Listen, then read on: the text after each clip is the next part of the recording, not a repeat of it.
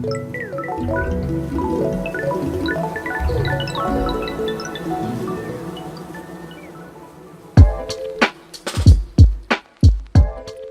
this is Buzzkill. I'm Teresa Katsourelis.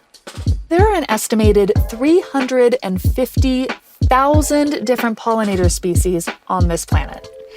And over the past few episodes, we've only really talked about one of them, bees. Bees pollinate about 75% of the fruits, nuts, and vegetables grown in the US. And now that farmers have basically turned honeybees into livestock, about a third of the foods Americans eat are pollinated by honeybees specifically. But pollination in our food system relies on a lot more than just honeybees. The role of moths is increasingly being seen by scientists as absolutely crucial in terms of pollination. In the heart of this grove, 500 million monarch butterflies lie sleeping. Hummingbirds are driven by nectar, and their specialized bodies are purpose-built for harvesting sugary fuel from flowers. There's an obnoxious little fly called the biting midge. Hi, I'm Madge, and people call me a flying midge. Some people call it the flying midge. You can hardly see me, I'm so small. These midges have been the stars of nature docs and goofy kids shows like this one. If it wasn't for me, you couldn't have any chocolate to eat. And that's because they help provide chocolate. Do I even have to say that no chocolate would be a buzzkill? Cacao trees are tricky to pollinate. The flowers are only half an inch or so in diameter, about the size of your thumbnail. So tiny that many pollinators can't access them. But biting midges are about the size of a pinhead, and it's one of the cacao tree's most important pollinators. Chocolate is a multi-billion-dollar global industry, and it primarily rests on this fly's teeny tiny shoulders. And chocolate isn't the only food that relies on non-bee pollinators, at least to some extent. Globally, non-bee insect pollinators provide over a third of all visits to crop flowers. Think about how much less food we'd have if they all disappeared. Here's a basic fact that lies at the heart of this series. Biodiverse ecosystems are more resilient. And when we kill off pollinator biodiversity through industrial agriculture, we weaken the crops we produce. In our last episode, we saw that sometimes you only need a few committed people to protect a thriving and biodiverse ecosystem. For this episode, Buzzkill reporter Elliot Woods takes us to the heart of tequila country, where the future of your favorite margarita is tied to the survival of migratory bats. From the Food and Environment Reporting Network, this is Buzzkill Episode 5, Bats and the Blue Agave.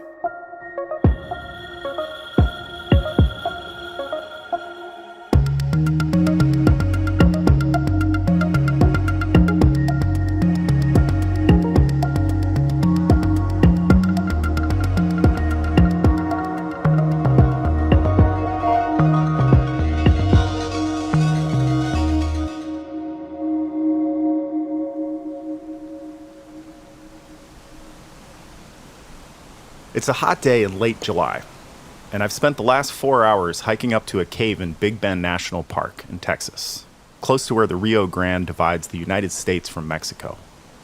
The entrance to the cave is about 7,000 feet above sea level, and it's a big, yawning hole in a sheer rock face. The air is cool and damp. There's water dripping from a crack in the rock, and the smell of bat poop is overpowering. I can hear squeaks and wing beats deeper inside the cave where hundreds of bats are hanging from the ceiling. It's not my idea of cozy, but for the bats, it's the Four Seasons. This cave is one of the only known maternity roosts of endangered Mexican long-nosed bats. A gray-brown, nectar-eating bat that's about 3 to 4 inches long. They're really tiny, and they may just save the tequila industry someday. You probably don't think of bats when you think of tequila, but that spirit comes from a plant called agave-tequilana, also known as blue agave. Over the last century, industrial monoculture practices have caused a catastrophic loss of genetic diversity on Mexico's blue agave plantations. That makes them vulnerable to disease and puts them and the global tequila industry they supply at risk of collapse. And that's where the bats come in. Scientists believe that bats can help restore lost biodiversity to agave plantations simply by doing their ancient job of spreading agave pollen far and wide. Agave pollination is a job that long-haul flying, nectar-slurping bats like the ones in this cave do best. But the bats are in trouble too. They've been on the U.S. endangered species list since 1988 due to the loss of roosting caves to vandalism and home construction, the encroachment of agriculture into wild ecosystems, and climate change. In Mexico and the United States, conservationists, small farmers, and tequila producers are working against industry norms to boost the bats' food supply so that these tiny, vulnerable creatures can have a shot at recovery and maybe help save the tequila industry too.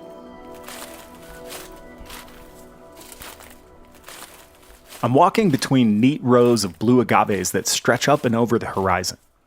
It's a stormy day in El Arenal, Jalisco, in the Tequila Valley northwest of Guadalajara. And the blue agaves look like humongous pineapples. When you make tequila, you harvest the heart of the blue agave plant. Then you roast it to release a sugary liquid that's distilled into alcohol. The agave's waxy blue spines have serrated edges, and they're almost as tall as my shoulders. And as I learned the hard way, their natural defenses are sharp. My first stab, I just got stabbed in the chest by an agave spine. Welcome to the agave My first country. bite. That's Rodrigo Medellin, an ecologist who's also known as the Batman of Mexico. Rodrigo's a legend in the world of endangered species conservation, and he's also a bit of an interspecies sex therapist. What you see here is that the agave flowers are almost finished now. Rodrigo's been helping blue agaves mate with the aid of their most loyal pollinators, long-nosed bats. The agaves are dependent on bats for sexual reproduction. But on blue agave plantations, that relationship has been almost completely severed by the long-standing practice of cloning.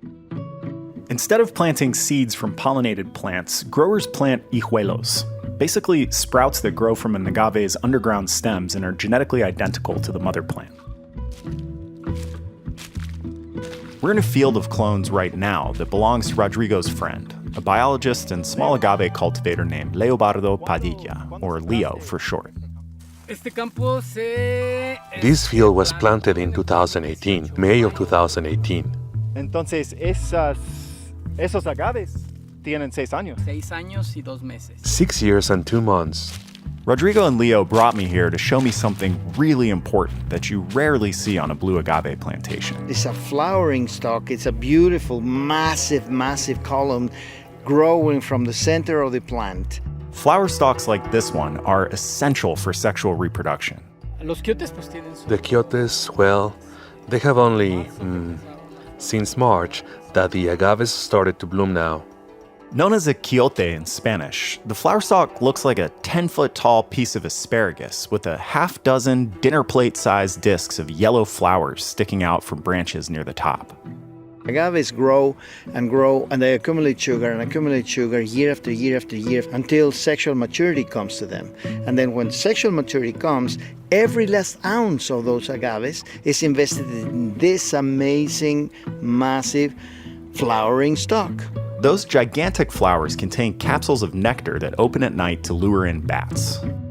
Their furry little faces and bodies get covered from head to toe in pollen, which they carry to the next flowering plant. Growing the flower stalk takes every last bit of the agave's stored up energy. They're going to die right after this. You grow for 6 to 8 years, and then you're going to have sex once and die. That's it. That's the story. But it's not the whole story. Agave growers almost never let flower stalks grow. If we harvest the plant before the flowering stalk starts growing, then you maximize the amount of sugar that the agave head has, and therefore you maximize the amount of alcohol that you produce from it. For producers, more alcohol means more profit. But since the plants never flower, the bats never have a chance to pollinate them. No pollination means no seeds, which is why growers have been relying on clones grown from rhizomes. And that's a major problem. After so many generations of cloning, the gene pool has gotten so small that nearly all the blue agaves in Jalisco are copies of just a handful of mother plants, which puts them at severe risk of infestation. And since your plants are very close siblings, brothers, sisters from each other, twins from each other, because they share 99.9% of their genome with each other, then that is the perfect recipe for these pests and the diseases to affect your entire field. The most pernicious pest is known in tequila country as a picudo, in English, a weevil. The weevil is a black bug the size of maybe your fingernail, maybe a little bigger, that has a long tube-like mouthpiece.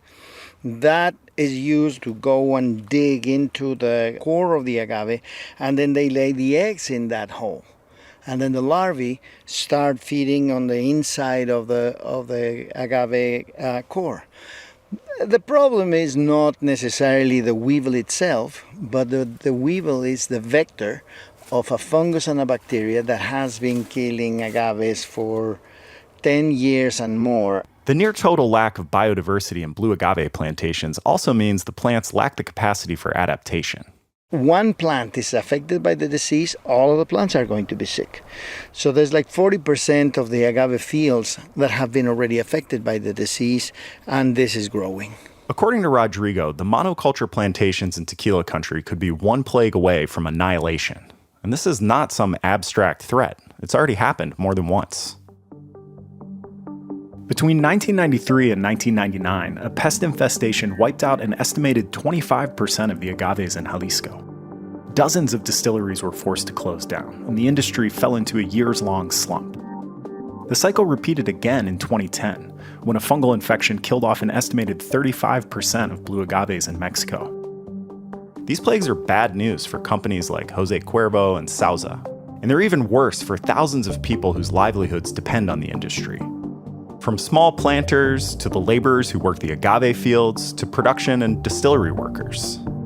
Worse still, each plague has provoked agave growers to deploy larger and larger arsenals of chemicals to protect their clones, which scientists say may actually increase the likelihood of future plagues, and which turns agave cultivation into a truly industrial and intensive monoculture. The monoculture is an invitation for diseases or for predators or for whatever pest insect to come and have a feast, because you have thousands of plants that are defenseless there and they are next to each other. That is what does away with biodiversity. And so how does that relate to the requirement to apply megatons of chemicals and other artificial substances? The only way to control that pest is putting agrochemicals, putting pesticides, massive amounts of pesticides to kill every last one of those bugs. But massive application of chemicals kicks off an arms race that the bugs will eventually win. The populations of the bugs are so big that they are also evolving and adapting to all of these chemicals generation after generation after generation. So we're making super bugs in the process, and therefore we have to apply super chemicals that are more and more toxic every time. Rodrigo and Leo have a better idea: more pollination, which means more bats. The flowers of agave open at night, number one. And number two, the pollen becomes alive like at 9 p.m. That pollen is going to live for the next 12 hours. So it doesn't matter if a hummingbird or a bee comes here at 8 a.m., they will be moving pollen, but the pollen that they're moving is dead. Okay. That's why it's only the bats that are moving the living pollen at night. When they swoop in to feed, bats not only get a belly full of super sweet nectar, but they also deliver pollen from wild plants that could be dozens of miles away, which may help generate seeds with genetic resistance to pests and plagues. Bats have domesticated agaves into producing a lot of nectar. That is what the bats want. But agaves have enslaved bats so that bats have to come back and come back and come back and come back to the flower to get as much nectar as they can. The idea is simple. Instead of poisoning the air and soil in an attempt to fend off armies of superbugs, working against nature and destroying biodiversity on the road to mutually assured destruction, why not work with nature? These things have been coexisting with bats for more than 10 million years, and they have connected their natural history very, very tightly knit.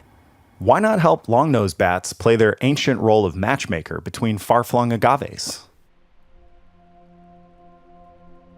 We say goodbye to the flower stalk and pile into Leo's truck just as a summer thunderstorm lets loose. On the drive back to Arenal, Leo tells me that some of his fellow agave planters think he's nuts to waste perfectly good agaves. They've grown up with a conventional monoculture plantation, and they've told me, "You're stupid." But Leo has a big presence on social media, and he says some of the younger growers are more open to the idea. But now I put out my publications, and they're watching, and they're like, what are you doing? The younger growers aren't so stuck in their ways. Leo says they understand the value of sustainable agriculture, and they also see the marketing advantage of eco-friendly products. They're now seeing change is coming, change in how to sell more easily, so you're going to have to bring them along from that side. For now, the movement's still small, but Rodrigo and Leo are determined to help it grow. The flower stalks bristling up from Leo's field are more than they seem. They're flags in a movement to save bats and agaves, and in the process, to protect farmers and laborers in the towns that have grown up around the industry. But Leo's only a small grower, and if the idea is going to spread throughout tequila country, big tequila producers will have to get on board. Rodrigo's working on it. Okay, muchas gracias. Hasta luego. Vámonos.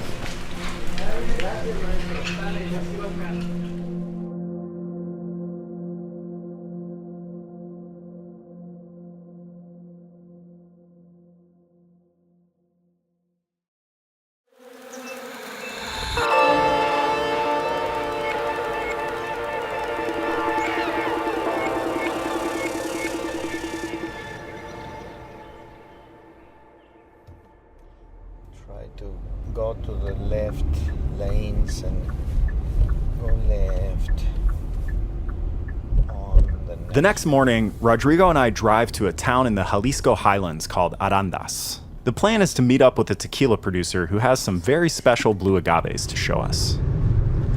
What we're going to see is the first generation of 6-year-old agaves. These agaves, different from the gazillion other blue agaves that we've been seeing all over, these are the result of seeds sprouting. And those seeds came from the bats pollinating the flower of agaves and waking up genes that had been dormant for more than 100 years.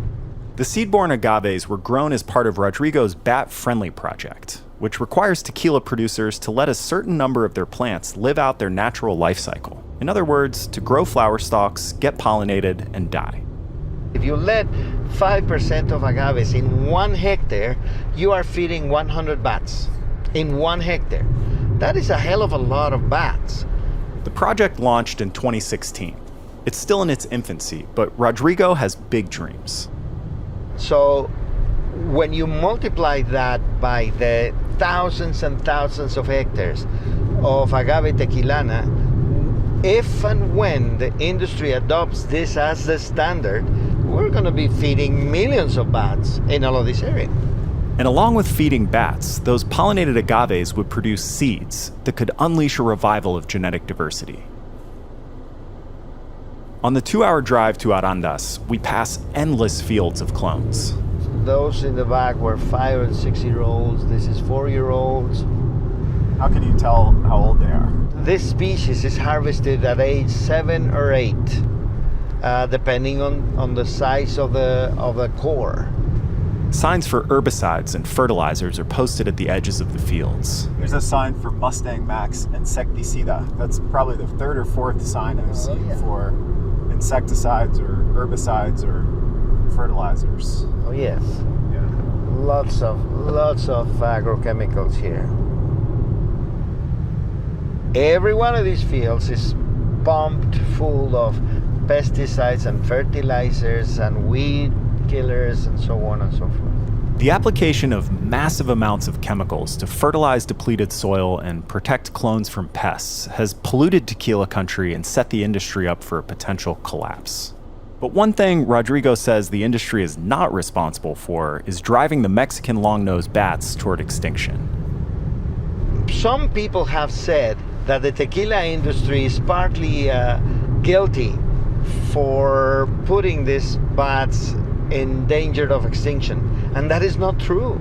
That is not true. Rodrigo helped get the bats onto the U.S. endangered species list in 1988. And he says the destruction of critical roosting sites has been the heaviest blow to the bats, not a lack of food. The bats are going to find food no matter what because of their incredible flying powers. The diet of these bats is very diverse. More than 100 species of plants, from columnar cacti to tropical trees to all kinds of different plants. We finally arrive at a tequila distillery called Los Alambiques. It belongs to Carlos Camarena, one of 3 tequileros who've signed on to Rodrigo's bat-friendly project. When we stop at the gate to check in with the guard, the aroma of roasting agave fills the car. This is you can smell the beautiful fermentation of agave juices that are in there. It smells like molasses. It opened not a year ago. Carlos meets us outside.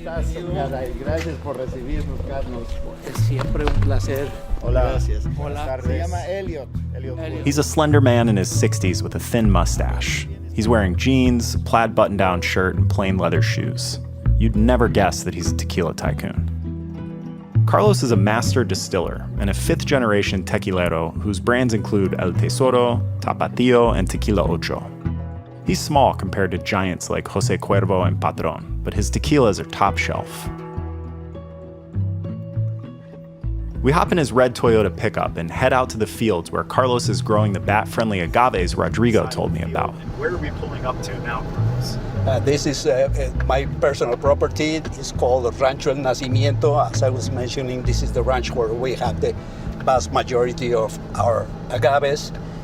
I would say in my sanctuary, in the place where I come to relax every time that I get stressed. But these peaceful fields are under threat.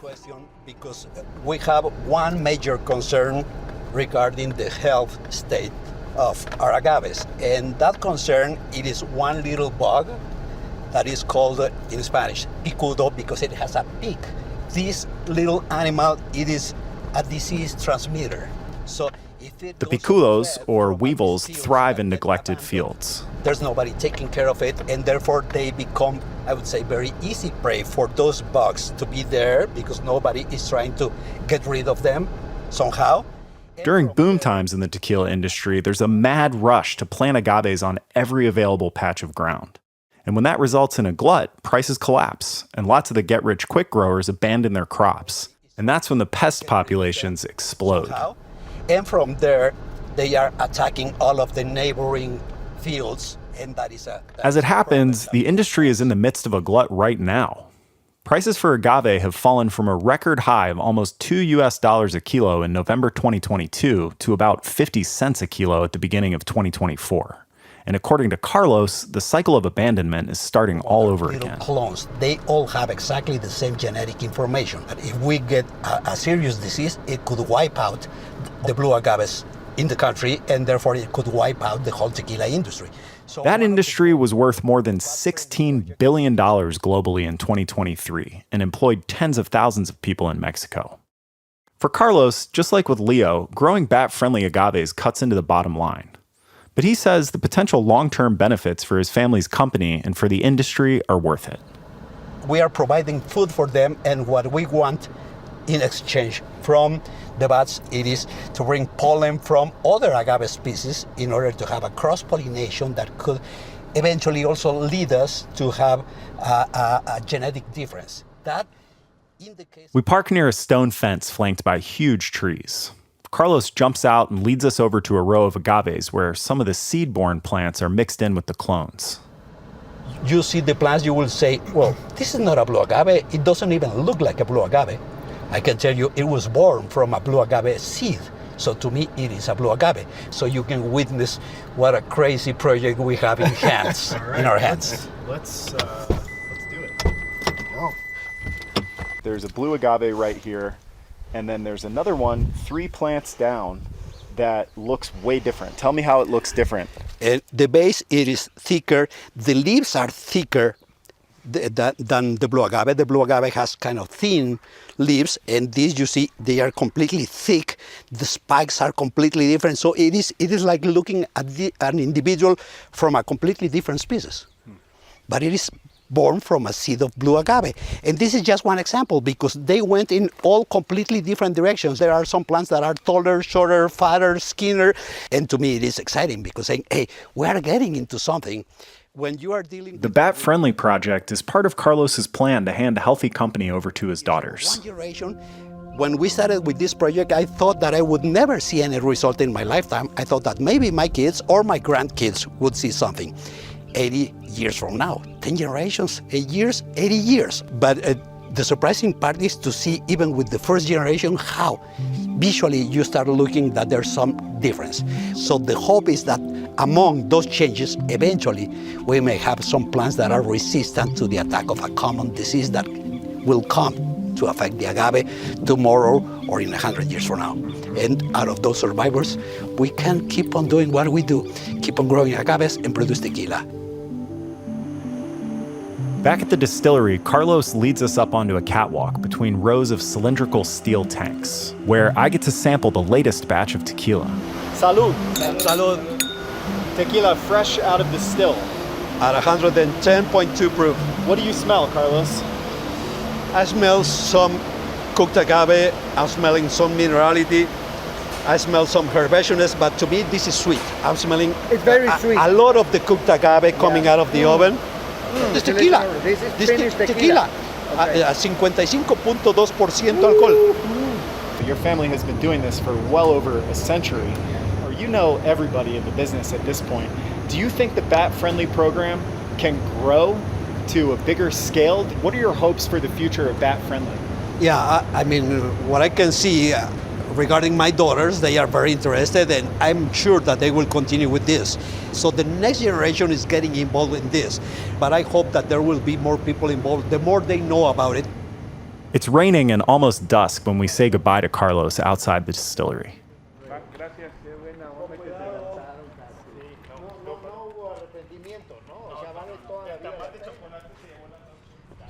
On the drive back to Guadalajara, Rodrigo explains how Carlos's seed-born agaves, which are the offspring of mothers that were pollinated by bats, are proof that the Bat-Friendly program is already working. And waking up genes that have been dormant for more than 100 years, you don't know what to expect, but you are absolutely certain that the diversity is going to incorporate some really interesting and hopeful and helpful characteristics into the agave. Not only did the flower stalks in Carlos's fields turn a historic food desert into an all-night diner for bats, but the seeds that resulted from all that pollination grew up to express an astonishing variety of new traits. That is what's giving me hope. There's a lot of all of these genes that have been dormant that the bats can help us rescue and re-express in the future little agave plants. That is the nature, the gist, the substance. Rodrigo doesn't imagine a future in which all blue agaves are grown from the seeds of bat-pollinated plants. But introducing new genetic material to even a small fraction of the plantation agaves could lead to important adaptations. That is the nature, the gist, the substance of the Bat Friendly program. Rescuing those dormant genes and selecting the best ones for survival, for productivity. As for the bats, Rodrigo hopes the program will one day transform tequila plantations from dead zones into major feeding areas for Mexican long-nosed bats and other nectivorous bats. Now, I do dream of a future in which the common practice for production of tequila is bat friendly. That I dream. That is something that I can see even in my lifetime to happen.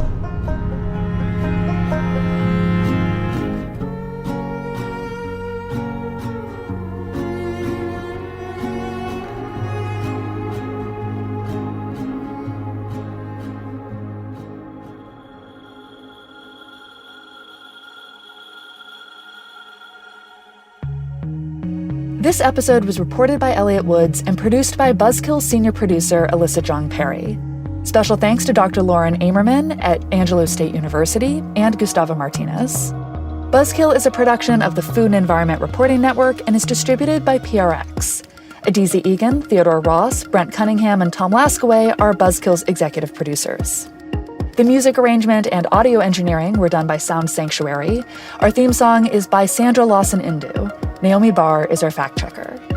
Funding for this podcast is provided in part by the Band Foundation. And I'm your host, Teresa Katsourelis. Thanks for listening.